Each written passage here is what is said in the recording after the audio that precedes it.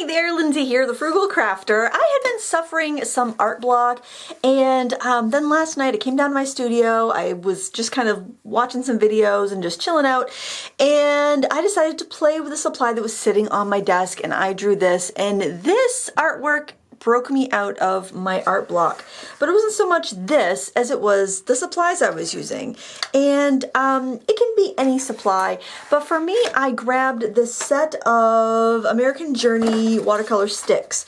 And the reason that I grabbed this was, it was out on my desk. It was out on my desk because I was setting up a palette of Daniel Smith colors, and I knew I had some Daniel Smith sticks stored in with these.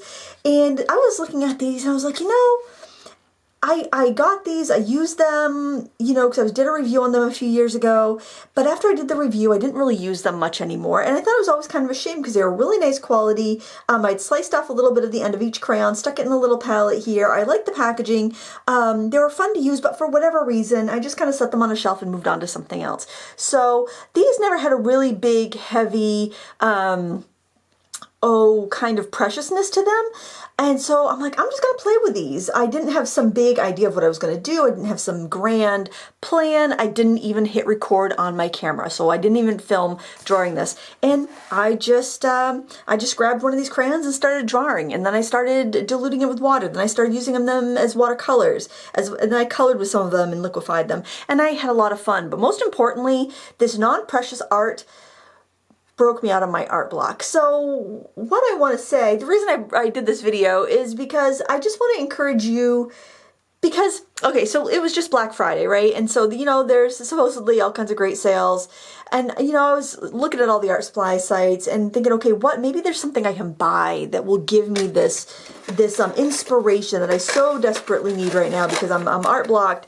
And I kept looking and I kept thinking of stuff that I had wanted. And I was, you know, just kind of like drooling over supplies. But everything I would see, I would be like, you know, it's not really any better than what I already have. And that's what I kept seeing over and over again as I was looking at supplies. And I was feeling kind of ashamed that I was considering buying more supplies when I have so many.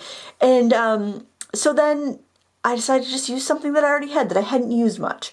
So look through your stash, find that product that maybe you had to have, maybe it sparked something long ago, or maybe the last time you used it in a very playful manner, or you didn't feel like you really used it to its full potential. Grab that supply and play with it. And don't expect miracles. Just have fun, enjoy the process, and you may find that that is a stepping stone that you need to push yourself on to the next level in your art, or to at least get you creating again if you were suffering an art block like I was. So I hope this helps. I hope this gives you a little bit of inspiration. I really like how this succulent came out.